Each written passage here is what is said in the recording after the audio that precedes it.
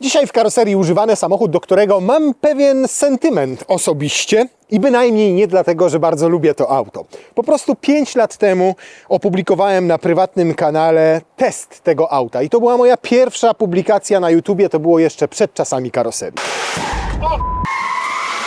Po tym moim teście ten samochód kupił pewien wariat gdzieś ze Zgierza czy z innych Pabianic i stał się wielkim fanem karoserii. I po 5 latach mówi: Nie jadę stąd nigdzie, dopóki nie znajdę w prasie jego nekrologu. I dokładnie ten samochód swój używany podstawił nam tu na podjazd do Bąka, żebyśmy go przetestowali. Proszę Państwa, Urus, Toyota Camry i Piotr Adamczyk.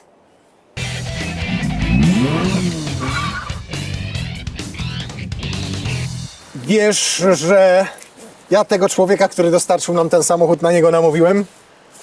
I podobno Trochę o tym słyszałem. bardzo na początku tego żałował i już możemy Wam powiedzieć, co w tym samochodzie zmienił.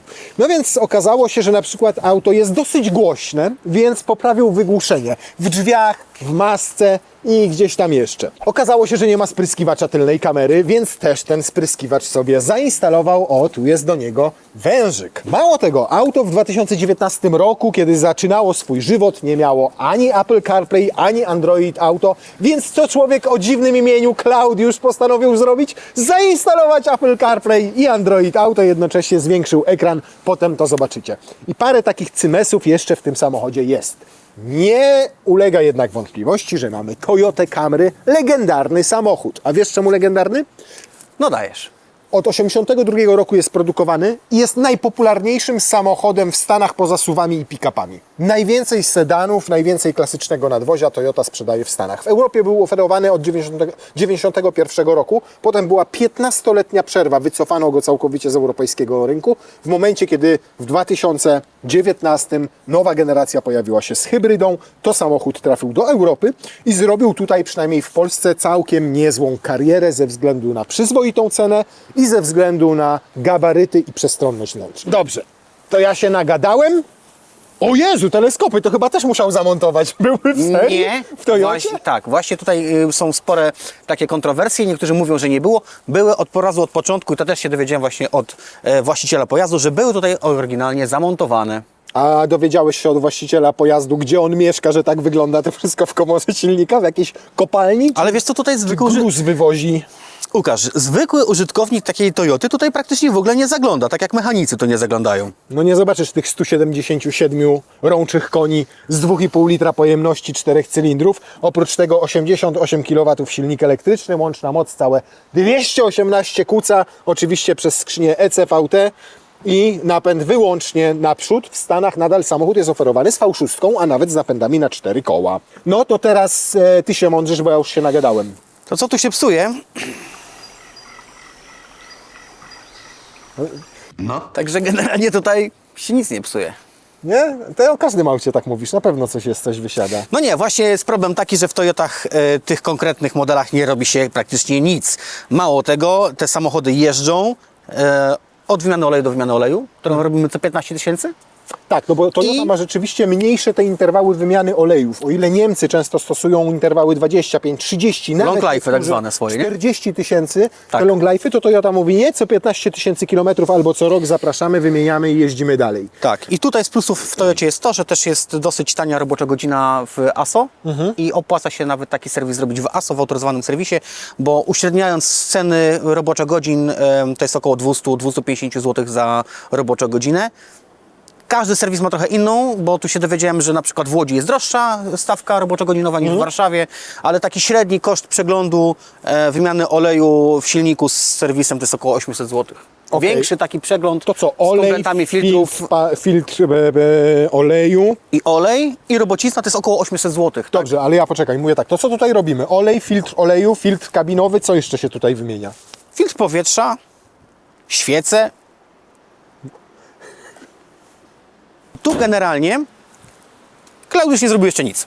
Prócz wymiany olejów. Choć auto, jak stoicie z boku, to sprawia wrażenie naprawdę dużej limuzyny, nawet bardziej bym powiedział segmentu E, to zdecydowanie już jak patrzysz na wymiary, to takie nie jest, bo to raptem 4,85 m długości, tam 1,45 m wysokości, a rozstaw osi też myślałem, że ma znacznie większy, po tym ile ma miejsca w środku, ale to tylko 2,80 m tam z milimetrami, więc nie jest wcale tak duży, jak się sądzi, jak się na niego patrzy, bo patrzysz, mówisz, kurna, jaka Nie, duża wydaje się limuzyna. spore, nie? Nie, a wydaje się spore, dokładnie. Natomiast bagażnik jest całkiem sensowny. I taki nie. Tak, sensowny jest, jeżeli chodzi o pojemność, bo mamy tutaj ponad 550 litrów bagażnika. 524. O kurna, poczekaj, to ja muszę to zweryfikować, bo ja tobie nie wierzę. No nie zweryfikuję, bo tego sobie akurat nie zapisałem, więc muszę ci wierzyć na słowo. 524 litry pojemności, ale zobacz, jak tutaj zawiasy wnikają głęboko, nie? Tak. Więc to jest na pewno mankament. To jest jeden mankament. A drugi? Otwórz Ojej! kanapę z tyłu. Jakiż tu jest malutki otwór. O, ciągnę. No malutki otwór, dodatkowo próg tutaj, no ale to przez to, że tutaj pod spodem w fotelach mamy baterię. Bateria 1 kWh, więc nieduża, no ale jednak podnosi nam same fotele i sprawia, że rzeczywiście nie jest tu płasko, ale o, można to wyjąć i wtedy nie ma tego garba, wiesz? Czemu to tu wrzuciłeś z powrotem? Ja to wyjąłem, żebyśmy tam pokazali, jak ładnie walizka wchodzi. O! Tak nie wyjdzie. Ale może teraz tak? O. O człowieku, No ale i do końca nie zobacz, pójdzie. Nie dojdzie, bo już tam coś przeszkadza. Ale to poczekaj, jakieś to można- Plasticzki, ale poczekaj. Spróbujmy drugą. Wciepnąć tutaj. O. Ta jest większa, no go nie położysz. Ale to możemy dopchnąć tam Niech troszeczkę się dalej. popakuczy. No to powiem Ci, że jeszcze tutaj wejdzie. No kabinówka tu by się, kabinówka, zmieścił. druga, trzecia wejdzie tutaj na górę. No. No jakby się tak Dopchasz klapkami. jakby dopieścił, jakby popieścił, to by to... Ale nie z powodu bagażnika zapamiętałem kamerę sprzed 5 lat, kiedy w niej siedziałem ostatni raz. Zapamiętałem ją ze względu na ilość miejsca na tylnej kanapie, bo chyba jest go nawet więcej niż w Skodzie Super, więc proszę. No, pakuj się. No, proszę pana. Rozpusta, jeżeli chodzi o przestronność. Oczywiście, gdy uwzględnimy długość samego samochodu i rozstaw osi. Nogi mogę sobie włożyć pod fotel. Mam tutaj miejsce na kolana. Nad głową mam go nie za dużo. Mogłoby być troszkę wyżej, albo kanapa niżej mogłaby być umieszczona. Chociaż ta jest na właściwej wysokości, jeżeli się weźmie pod uwagę podparcie tutaj. Wszystko to jest tutaj proste. Nawet ta tapicerka jest, owszem, z porządnego materiału. Ona po tych 60 000 nie nosi jakichś wielkich śladów zużycia, szczerze mówiąc. Jedynie tu chyba w tym miejscu, gdzie Klaudiusz wozi fotelik, no to widać jest, że Odciśnięty. są odciśnięte, no ale to są normalne rzeczy. Jak cały czas tutaj jest fotelik, to tak będzie. Można taką matę sobie kupić. Nie pod ma tu fotelik. żadnej jakiejś Wtedy. specjalnej finezji. Jest to miękkie, jest to przyjemne w dotyku, ale jest to proste. No. Nie wiedziałem, że te prolajny tak fajnie naszego partnera. O, jakbym był dzieckiem, a tatuś by prowadził, ale bym robił ale bym robił. Jest chociaż podłokietnik i jest podłokietnik, ale zobacz jak opada, zobacz, tu się otwiera. Normalnie w samochodach masz tak, że wisi. Dobra, Tu się może tam coś jest zepsuło, czy... Ty, Toyota się popsuła. Pierwsza popsuta Toyota. niemożliwe. Daj spokój. Ale za to uchwyty na kubek są... Nie, ja nie wierzę. To musiał zrobić sobie też Klaudiusz. To na pewno tak nie jest w serii, że w Toyocie cup holder jest wyłożony materiałem. Welurem? Nie, ale tu znowu widać śrubki teraz, to też tak nie mogło być. Nie, to pewnie nie, to musi być seryjne. Myślałem, że wycinał sobie na zajęciach technicznych albo jego córka czy tam syn. Ale nie, może rzeczywiście to było. No co, nie ma tutaj o czym opowiadać generalnie. O, gniazda USB są 2, proszę bardzo, można sobie podładować i to o całkiem dobrym natężeniu prądu. 2,1 ampera, więc całkiem nieźle. Nawiew jest, ale nie ma trzeciej strefy klimatyzacji, przynajmniej w tej wersji. Materiały.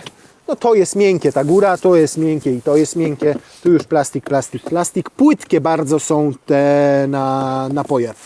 Ta wnęka tutaj, więc mała buteleczka, nawet jak otwieracie drzwi, to może z tego miejsca wypaść. Natomiast jeżeli chodzi o ilość miejsca, to zobacz, nawet tutaj trzecia osoba, przez to, że ten tunel środkowy tu jest dosyć niski, a jednocześnie szeroki, no to owszem, bąk nie będzie tu miał wygodnie, ale jak tutaj dziecior usiądzie, który ma 1,40 m, to da radę przejechać dłuższy kawałek nawet na tym Bez trzecim marudzenia. środkowym miejscu. Czy bez marudzenia, to nie wiem.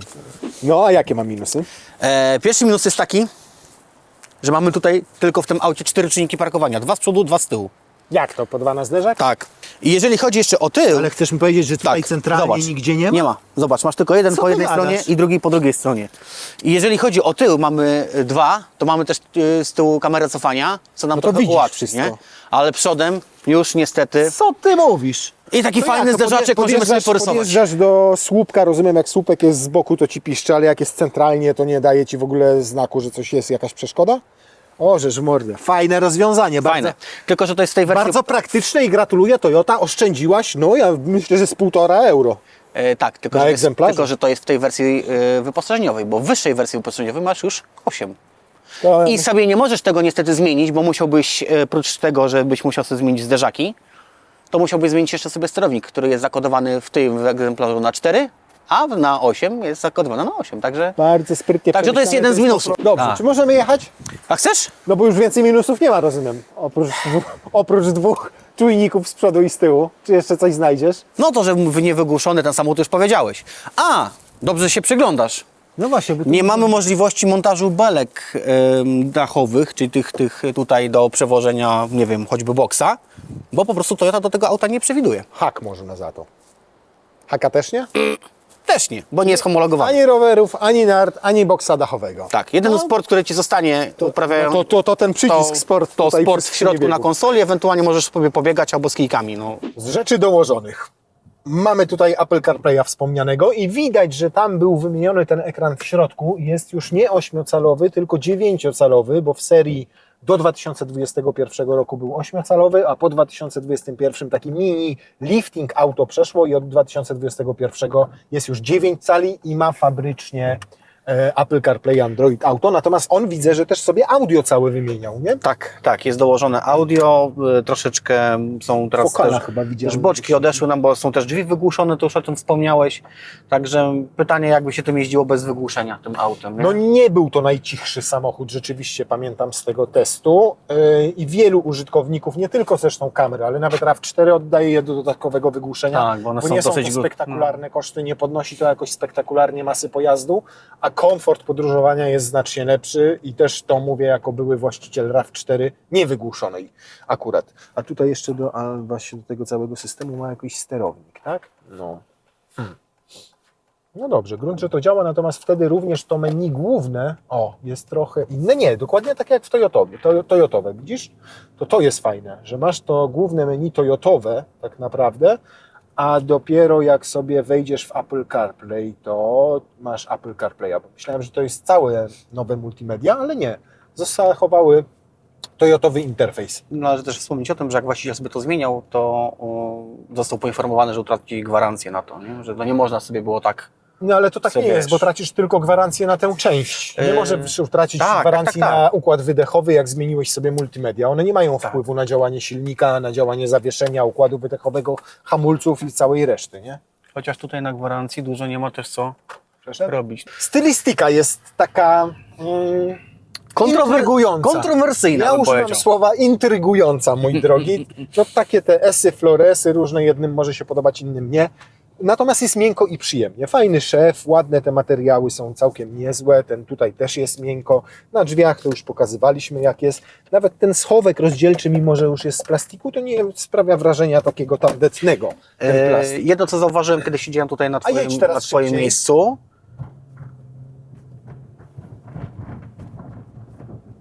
Zawieszeniowo to super.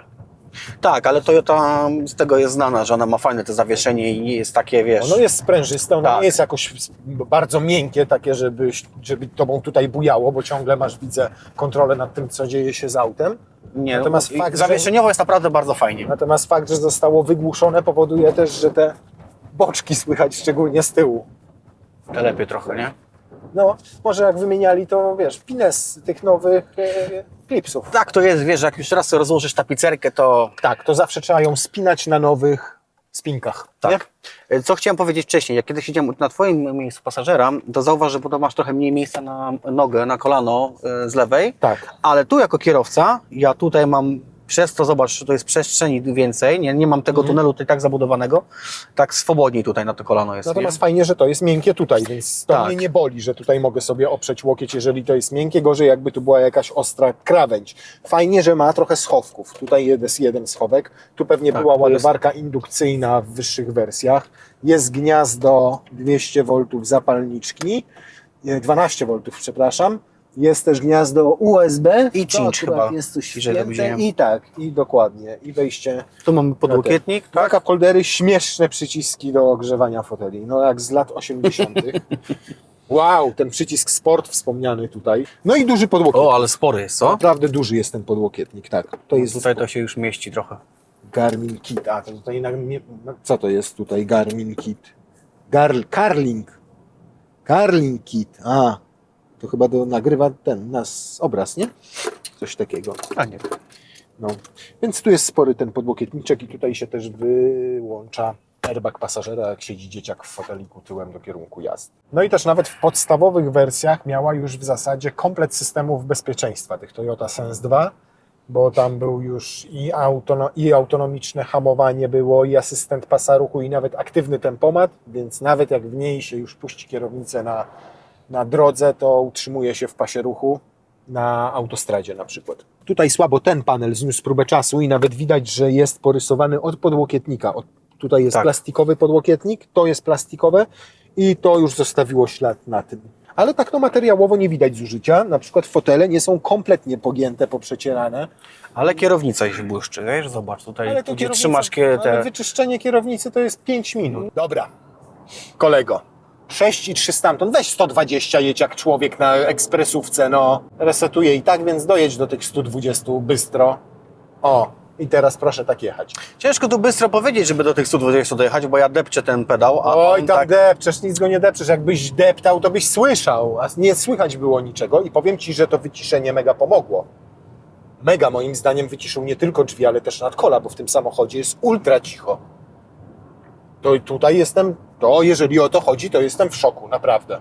Bo to podziałało. I to nie jest taka różnica, że jest trochę słyszalna, tylko jest mocno słyszalna, a raczej niesłyszalna. Mhm. Bo dużo irytujących dźwięków zniknęło, choćby fakt, że jedziemy na zimówkach po tym betonie tutaj, który jest sam w sobie hałaśliwy, a tutaj z tych nadkoli nie dobiega wcale jakiś dramatyczny hałas. Nie, tutaj użytkownik jeszcze skarżył się na Zobacz, to, że... wjeżdżamy na kawałek asfaltu teraz i zobaczysz, będzie jeszcze ciszej, patrz.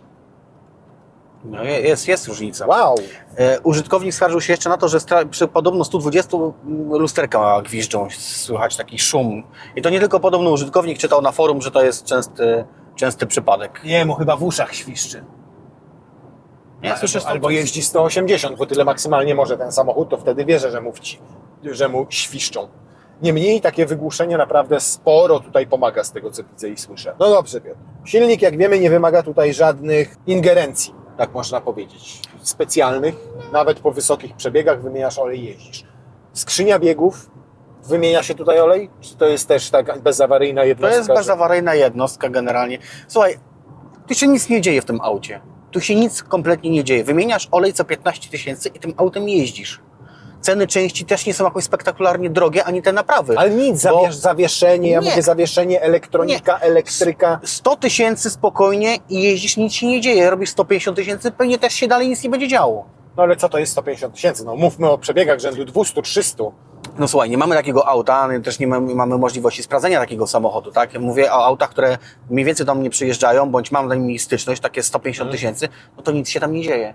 Wymieniasz olej co 15 tysięcy, filtr oleju 40 zł, bańka oleju tam powiedzmy 300 zł, zależy jaki tam olej lejemy, filtr powietrza 100 i kabinówka jest najdroższym tutaj elementem eksploatacyjnym, 250 zł, jeżeli chcielibyśmy tutaj... Bo ma ten filtr właśnie na Noe. Tak, to wtedy kosztuje wszystko. 250 zł. Widzę, że średnie zużycie 5,1, ładnie. Tylko już zwolniłeś do setki na końcu. Ale też z moich doświadczeń wynika, że jak jedzie się 120-140, to człowiek się zamyka tutaj w tych 6,5 litra maksymalnie, a jazda po mieście, bo to lubią hybrydy, no to można zejść do wyników rzędu 4,5 litra. Nie, no to co to jest na taki samochód, który ma prawie 4,9 metra długości. Jeżeli chodzi natomiast o zużycie materiałów we wnętrzu, to tak, tutaj nawet mimo, że to jest piano, to się ładnie zachowało. Nie widać nigdzie, nawet na tapicerce, na fotelach, żadnych przetarć, żadnych pęknięć. Najbardziej widać to zużycie i to, że ten samochód jest używany tutaj na tej części tych plastikach, plastików. nie? Tutaj. I na tym są już jakieś rysy. Tutaj są jakieś rysy. Tutaj zobacz, jak się obtarło od podłokietnika. Więc tutaj ta część tak, natomiast na całej reszcie nie widzę tutaj oznak zużycia. Niemniej samochód ma 60 000 kilometrów, więc też tutaj nie miałoby się chyba co zużyć. 8,3 sekundy do setki, jak twierdzi producent. To wcale nie jest tak, że to jest niedynamiczne. To my się dzisiaj przyzwyczailiśmy, że schodzimy z tymi cyferkami coraz niżej, coraz niżej. 15 lat temu pamiętasz, co oznaczało 8 sekund? To hot hatche robiły. Wow, było. No.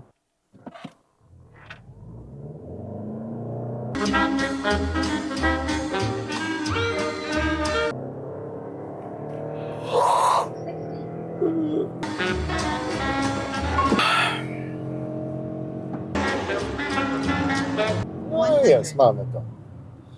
Sekundę gorzej niż twierdzi fabryka, 9,3, 10,29. To jest ten rodzaj samochodu, o którym nie za bardzo można coś więcej powiedzieć.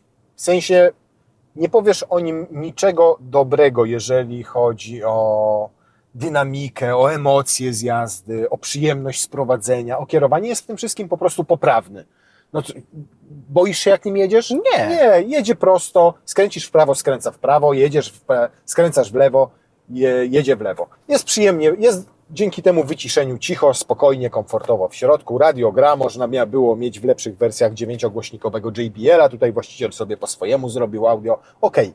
Jest też taki, że nie można o nim niczego złego powiedzieć, tak? No nie, bo się nie psuje, nie jest się. awaryjny, Dokładnie nie siedzisz non-stop w nim w serwisie, nie jeździsz tym samochodem na lawecie, także możesz w niego wsiąść i pojechać sobie gdzieś, gdzie byś chciał pojechać, na ile ci starczy zbiornika paliwa, żebyś nie musiał tankować. A zbiornik paliwa mamy ile? 50? 59 litrów. 59? Tak. No więc przejeżdżasz tym nawet, jak lecisz taką ekspresówką, ci pali 5,5 litra, to lecisz 1000 km ponad. Tak. Także to jest samochód po prostu, który... Nie ma w nim jaj, ale jest jak taki dobry, przykładny mąż, na którego możesz liczyć. Nie? Zgadza się. W sypialni nie zatrzęsie tobą tak, że ci oczy wyjdą z orbit, Gdybyś nie był taki nieśmiały. ale za to uprasuje, upierze, pomoże, Ugotuje. zawsze wyciągnie rękę, ugotuje i tak dalej. Taka jest dokładnie Toyota Camry. Jeżeli ktoś potrzebuje samochodu, tak między Bogiem a prawdą, samochodu po prostu niezawodnego, chce kupić auto i się nie rozczarować tym, że będzie musiał jeździć z nim do serwisu co chwilę, że nieprzewidziane wydatki będą na ten samochód. Jeżeli ktoś szuka auta oszczędnego, jeżeli chodzi o zużycie paliwa, w jakiś sposób reprezentacyjnego, bo nie lubi SUV-ów, tylko chce mieć limuzynę, dużego w środku, czyli dużo miejsca na tylnej kanapie i bagażnik, to jest dobra opcja. Bezemocjonalna, ale dobra opcja, po prostu. I mimo tego wszystkiego źle z zewnątrz nie wygląda. Nie, mnie się z zewnątrz to auto podoba, szczególnie z przodu akurat. To jeszcze słówko o ofercie rynkowej, bo ją sprawdziłem. Takie 5-4-letnie egzemplarze z początków produkcji 2019-2020 rok. Jak mają przebieg 150-200 tysięcy kilometrów, czyli to już jest sporo, nadal kosztują 90-100 tysięcy złotych. Jak chcesz mieć taki egzemplarz jak ten, tylko w serii, bez tych wygłuszeń i tak dalej, który ma 60 tysięcy przebiegu, powiedzmy do 100 tysięcy w tym przekroju, pochodzi z polskiego salonu, miał jednego właściciela, jest serwisowany, to nawet 120-130 tysięcy Z złotych. pewną historią. Pewną 120, historią. Te auta na przestrzeni 4-5 lat potaniały, stary, o 20 tysięcy złotych. To jest ich utrata wartości. Tak, realna bo przez nowy ten ten czas. samochód kosztował około 180-170 tysięcy. Ale w bogatszych wersjach, bo Ten konkretnie samochód. ten konkretnie 180 tysięcy złotych, tak? Tak, jeżeli dobrze pamiętam. No to dzisiaj go kupujesz za 130 tysięcy złotych, tak wyposażony, to utrata wartości po 5 latach jest na poziomie 30%. Nawet mniej. To i tak jest Po 5 nieźle, latach bo to jest super. 5 lat, Po nie? 5 latach to jest super 30% raptem. Samochody niektóre potrafią w 3 lata stracić 50%, a tu masz w 5 lat 30%. Ja abstrahując od tego, czy to auto dostarcza mi emocji, bo nie dostarcza, taka jest prawda. Natomiast oceniając jego walory praktyczne, oceniając jego bezawaryjność, oceniając jakość jego wykonania, to daję mu 8